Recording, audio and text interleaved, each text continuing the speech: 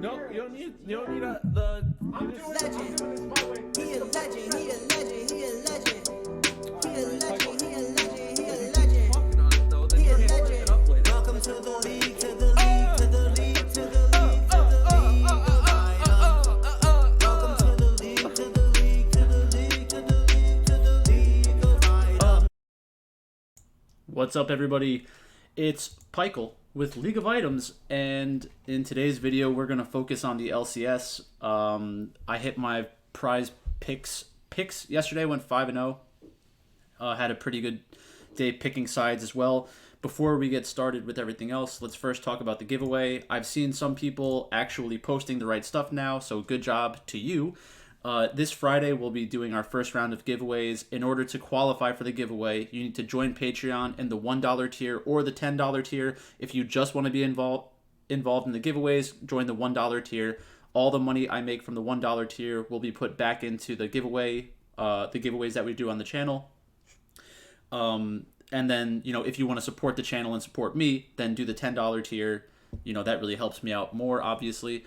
And then once you do that, you need to make a comment on one of these videos from before Friday, giving me a content idea you want to see on my channel, your favorite underdog playing on the upcoming slate, and a team that you think will win their split in their league, or who will be the world champion.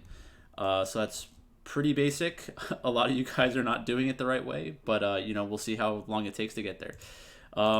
So in this video, we're focusing on the LCS. So let's go game by game. First up, we're going to look at the Draftkings scoring and then look at the prize picks. So first up, we have Golden Guardians against TSM. Surprisingly, Golden Guardians is listed as the favorite on Draftkings. I think this line was posted pretty close. From a talent perspective, I think that TSM is the better team. Licorice against Huni, yes, Licorice is more consistent in general, but Huni played for T1, and Huni has had the higher highs throughout his career. He really hasn't looked that good so far this split, and I don't really trust TSM's draft approach to top lane, but I still think that there's a slight advantage to TSM in the top lane. In the jungle, Spica is better than Pridestalker, full stop. Spica is probably one of the 3 best junglers in the league. Pridestalker is a good middle-of-the-table jungler, and he plays very aggressively in the early game. I've got a lot of respect for Pridestalker now. I thought it was a horrible pickup in the beginning of last split, but he did actually play very well in the early game, which even if he isn't great at the late game stuff, which he is okay at, it's a viable way to play League of Legends. In the mid lane, Maple versus a Blaze Olive. Maple is clearly better than a Blaze Olive. Not much to say there. And then Tactical against Stixxay. Same thing here. Tactical is a much better player than Stixxay. Tactical does int sometimes. Like in yesterday's game, he had 3 deaths that he really didn't need to have, but was good overall. And then the bot lane, we have Mia and Ale. I don't really know much about Mia. He played well yesterday.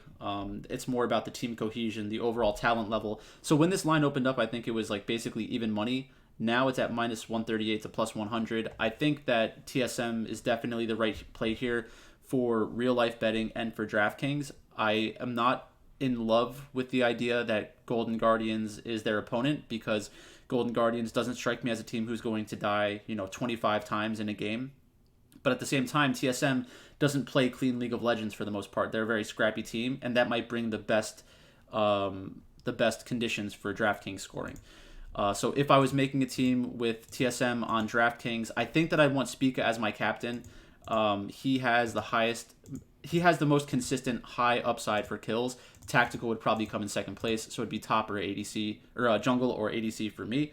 On Prizepicks, the options are Pridestalker, Spica, a Blaze Olive, and Maple.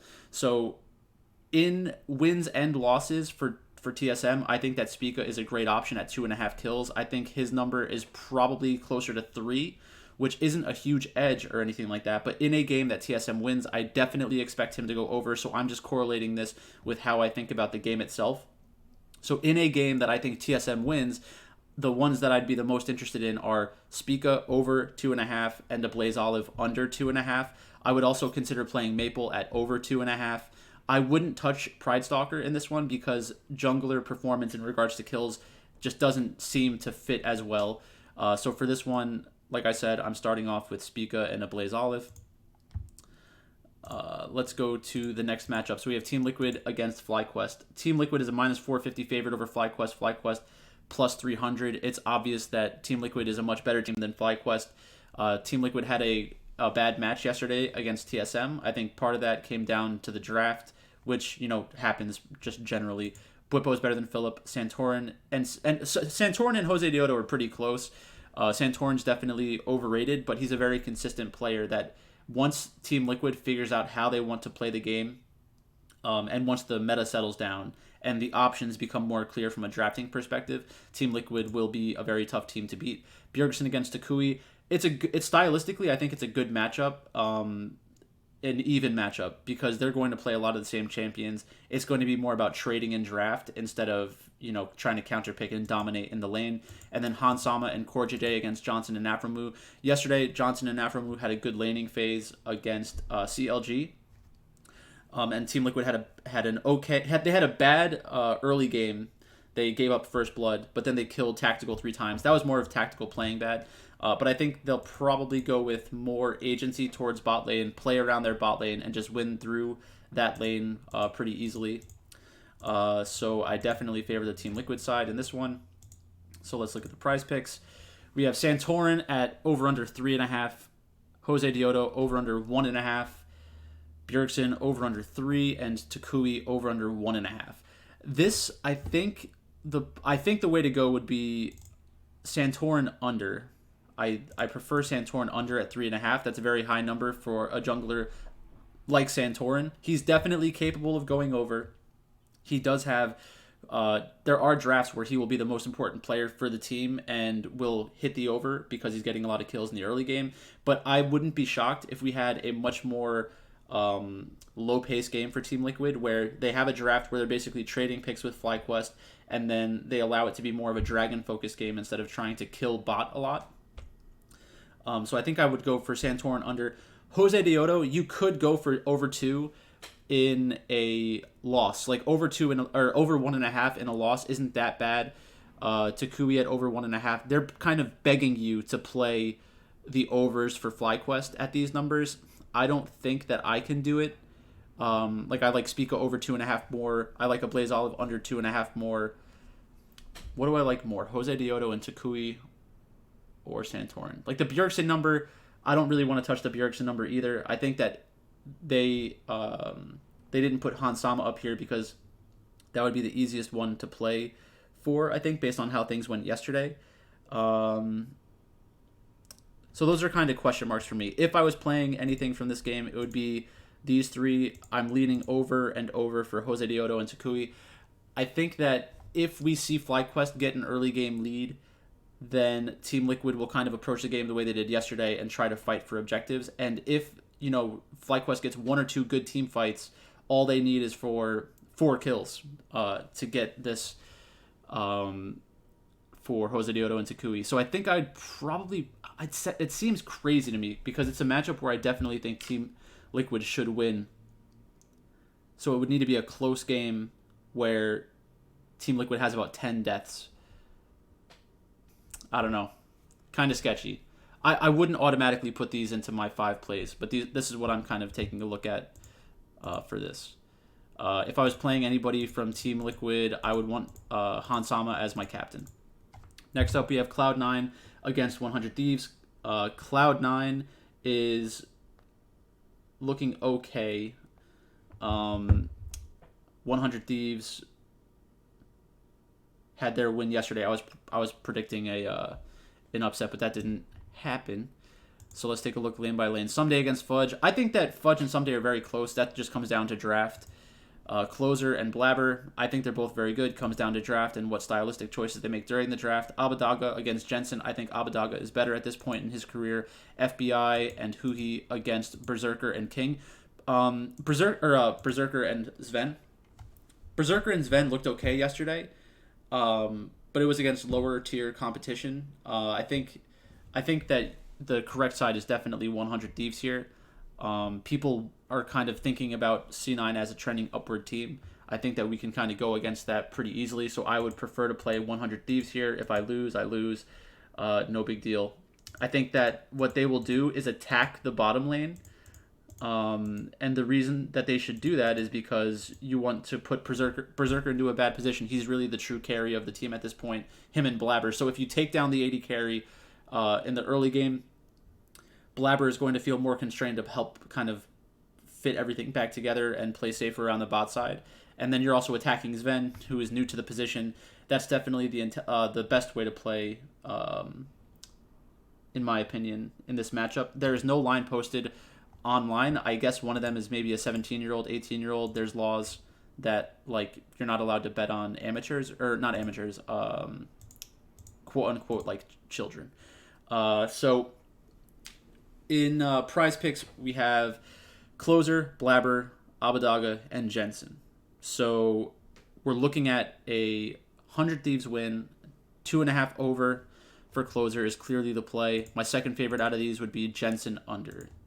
That one seems pretty easy to me. That's definitely what I'd want to do. I don't like playing jungler against jungler where one is over, one is under. I think a lot of the times that junglers hit their over, the other jungler is going to hit their over because junglers have so much agency and kill threat in this meta. Champions like Wukong, champions like Viego allow players to kind of take on a lot of those kills for themselves, dive the back line, and be playmakers, where a lot of these kills are coming from. Next up, we have CLG against Evil Geniuses. Evil Geniuses, aka the best team in the LCS. It is a minus 350 to plus 250. CLG has looked good. The number should probably be closer than that. If I was betting on one side, just outright, I think that there's more value on CLG's side. But I'm still betting on Evil Geniuses as a part of a parlay. I have a 4-leg parlay, which will be obvious what sides I'm on because of this video, which is fine. Impact against Dokla. Impact is a better player than Dokla, period. We saw that Impact can still play through his lane. So I think what Evil Geniuses will probably do is attack the top lane, get a large advantage with Impact over Dokla by baiting Dokla into some kind of carry pick where it's carry versus carry, trying to prove himself against Impact, and just, kind of push him into the ground. Inspired against Contract. Inspired's a much better player than Contract. Jojo Pyun against Palafox. Jojo Pyun has a much higher upside than Palafox. He didn't have a good game yesterday. I think that'll turn around.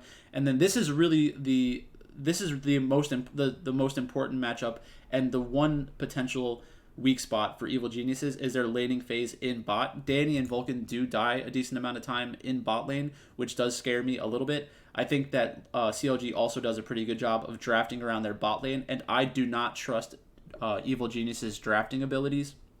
They made a change with their coaching staff, which should help long term, but we've still had some questionable drafts already in the LCS for Evil Geniuses, so that does really truly concern me. If we see Evil Geniuses not banning out Seraphine, then we're gonna have big problems. Or Senna. Like, Danny's a good Senna player. I think that CLG's probably blue side. So do you think CLG will first pick Senna? If you think that the answer is yes, then I think you should just ban Senna and make them play something else. Like, unless you have a great counter to Senna Tom Kench. But I bet what happens is like, oh, Senna Tom Kench over there, we're just going to play Ezreal. And then I'll cry. Because Danny's a very good Ezreal player, but that's going to slow down the game a lot. I want Evil Geniuses to be more aggressive in the early game and really kind of exert their dominance. For Prizepicks, we have Inspired, Contracts, Jojo Pyun, and Palafox. So this is a spot where I think you could actually play Inspired over, Contract under. For Prizepicks, the ones that I would want to see would be like Luger over 2.5 kills. I would probably do something like that. If Impact was here, I'd probably go over for Impact because I think that he's going to be the most volatile. I think in this matchup, he will hit his over more often than he does in any other matchup because they could just attack Dokla, and I think that'd be a pretty smart way to approach the game. So Inspired over, that's fine. Under, I think I could go with Jojo Pyun over. If I had to play Palafox over or under, I would go with the under. This could just be a very clean game. If we get something like Senna Tom Kench against Ezreal, whoever, it could just be an under game, which does scare me a little bit. It could be more of like a positional battle, stacking dragons, making trades for objectives across the map, and then, just kind of waiting until Evil Geniuses chokes out CLG from a Baron, take a free Baron, and end the game. That is what would make me afraid of the overs for Inspired and Jojo Pyun. I think that, the fact that we don't have access to winning on 3, it'd be a push on 3, is kind of annoying. But like I said, if I had to lean one way or the other, I'd go over. So these two are not my favorite plays for Prizepicks tomorrow. And then last but not least, we have Dig against Immortals. So Dig is a -150 favorite over Immortals at +110. This is surprising. I think it should have kind of been reversed. The line kind of confused me. I think that Immortals should be the favorite. In the top lane, we have Gamsu against Revenge. I don't like Revenge, but I don't like Gamsu either. River against Kenvi. I think that River is the better player here. So River, who is a very good jungler with a lot of experience, I think should be able to beat Kenvi strategically throughout the game. So I would prefer to be on the River side there. What's going to happen is it's probably going to be River on a gank-heavy jungler against Kenvi on a farming jungler, which if River is not able to create a large advantage in the early game, Kenvi could outscale, but I'm not sure that's really going to happen. Blue against Power of Evil, both pretty solid mid laners. I prefer Power of Evil. And then Neo and Biofrost against Lost and Ignar. I prefer Ignar to Biofrost. Lost and Neo are pretty similar to me. Let me see. I just got to get my parlay back up on my phone. Whoops. I timed out. So we've got Dig. So for this matchup, River is really the main guy that we want the over on. So I think River over is a good play. Blue over 3 is a little sketchy. Kenvi over 2.5. I think that Kenvi's the kind of player that a 2.5 number in games where he wins is something that we're going to want to attack. Power of Evil over 2. I could see myself getting into that as well. Hopefully, like the way that I would want this game to play out is that since both teams understand they're not that good, play bloody. Try to introduce variance to the situation. River will be attacking in the jungle, so that's why he's the easiest one to kind of get behind. Power of Evil would be the second one for me. I would want to do over on Power of Evil. In terms of Draftkings, I would want the Dig side, and they're probably better as a secondary stack where you're just kind of hoping for them to win the game. Then you get access to River if it's like a double jungle lineup, which, I mean, you could just call it a dungle lineup. That's actually pretty funny. So let's go back through Prizepicks. Let's take our favorite one from each match. This is not necessarily what I'm playing. I'm just going to take one from each match. I like Spica over. I think that TSM wins. Team Liquid against Flyquest. I don't love the Team Liquid lines here. I think over 3.5 for Santorin is borderline. I don't like the 3 for Bjergsen as well. I'd much prefer those those numbers at 2.5. The reason that it's at 1.5 for Flyquest is because they're not expected to win. So I would pick between these two. I'd probably say Jose Diodo is the better option. Then in the 100 Thieves matchup, we have over for Closer. I think that one you can kind of feel good about. And then again, with EG and CLG, I don't love the 3, but if I had to, I would go with Inspired over. That's kind of where I'm at right now. I need to think about this a little more closely because I don't like the potential ways for the games to play out, but I think that's already baked into the numbers a little bit. But that is where I'm leaning today. I'll probably post my picks in the Discord for sure, and then I might also do it on Twitter, but it's more important to post them in my Discord. So that's basically it for me today. Once again, for the giveaway, you need to join Patreon for the $1 tier or the $10 tier, and then you need to make a comment on my channel, a content idea you want to see on the channel, your favorite underdog playing on the upcoming slate, and the team you think wins the summer split in a specified league, or who will be the world champions. So thanks again. Thanks for watching. That's all I've got for you today, and I'll talk to you later.